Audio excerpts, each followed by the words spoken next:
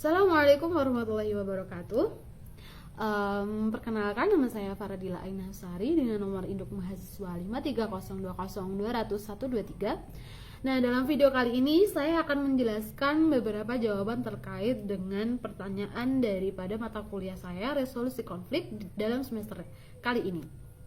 Nah, sebelumnya saya dari Prodi Ilmu Al-Quran dan Tafsir, Fakultas Usuluddin Adab dan Humaniora, yang dalam mata kuliah kali ini ada resolusi konflik, di mana di sini saya sudah dibekali materi terkait bagaimana sih caranya menangani resolusi konflik, bernegosiasi dengan konflik, dan juga berkutat dengan hal-hal terkait mata kuliah tersebut.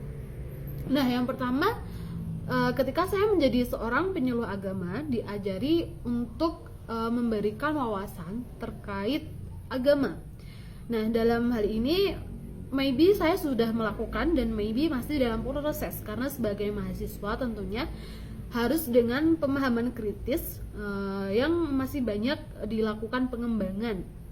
Nah, tentu juga masih banyak yang harus dilakukan dalam memahamkan masyarakat terkait dengan mata kuliah atau bab yang akan kita berikan, seperti itu. Nah, dalam kontribusi saya untuk masyarakat terkait dengan penyuluhan agama, saya sudah pernah menjadi relawan dalam penyuluhan di LKSA, yaitu Lembaga Kesejahteraan Sosial Masyarakat. Di sana saya memberikan bimbingan terkait moderasi agama, di mana target daripada penyuluhan saya adalah siswa SMA.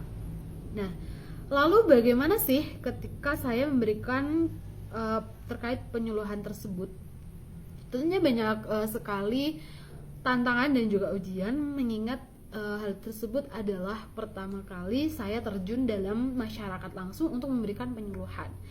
Nah, menariknya dalam kasus saya sebagai seorang penyuluh, itu ada salah satu konflik yang terjadi ketika saya dan juga kelompok organisasi saya memberikan penyuluhan di lembaga tersebut.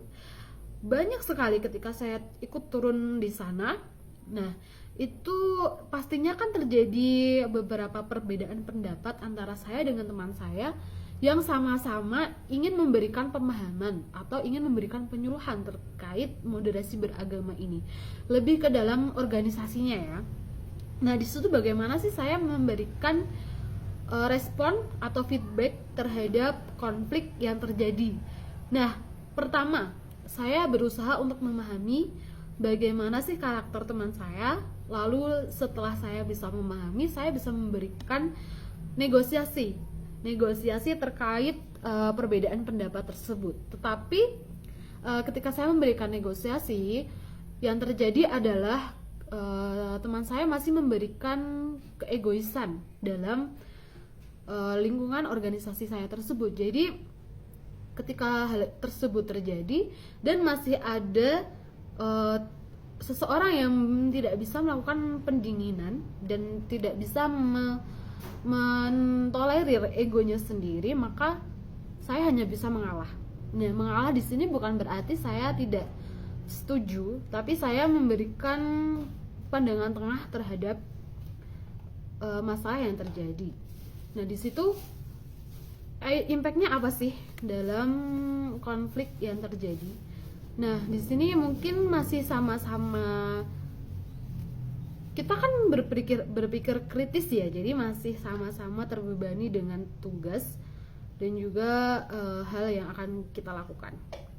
Nah, yang terakhir, sebagai mahasiswa Ilmu Al-Quran dan Tafsir yang sudah dibekali beberapa materi terkait resolusi konflik, terkait dengan moderasi beragama. Nah, di sini itu pemahaman mahasiswa Ilmu Al-Quran dan Tafsir pastinya sangat diperlukan, sangat dibutuhkan dalam sebuah organisasi masyarakat ataupun di kampus seperti itu. Nah, harapan saya ketika saya sudah dibekali dibekali dengan ilmu Al-Quran dan Tafsir dan juga pemahaman tentang moderasi beragama yang cukup tinggi,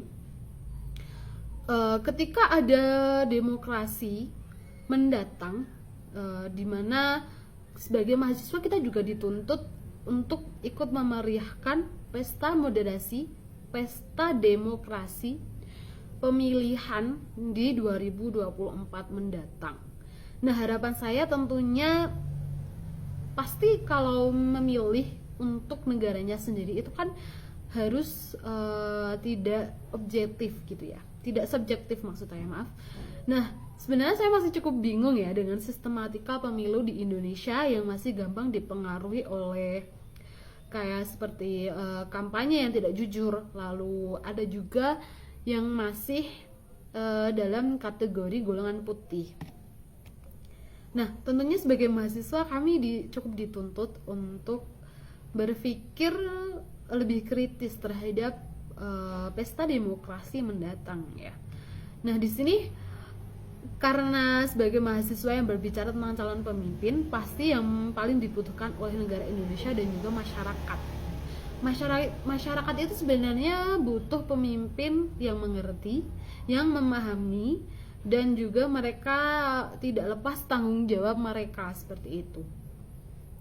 Nah, harapan saya sih cukup simpel, cukup sederhana untuk demokrasi mendatang. Pastinya kalau untuk negaranya sendiri itu ya harus yang terbaik, pasti harus yang terbaik. Nah, tidak peduli siapapun, tidak peduli beliau berada dalam partai apapun, seenggaknya ketika beliau memberikan ketika pemilihan ini pastikan ada calon yang memberikan sebagai tanggung jawab mereka, memberikan apa yang bisa mereka berikan kepada rakyat, masyarakat, dan juga negara Indonesia ini.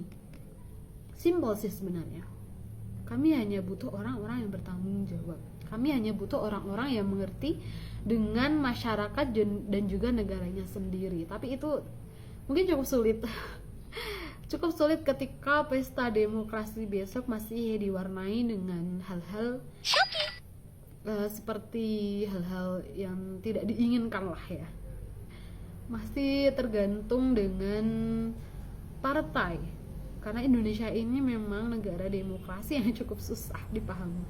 Ya, mungkin kalau saya berbicara tentang yang lebih mendalam lagi, itu akan menimbulkan pro dan kontra. Mungkin bagi siapapun yang mendengarkan saya kali ini pasti akan cukup bingung untuk memahami dan cukup pusing ya. Tapi ya harapannya sih itu, sederhananya saja.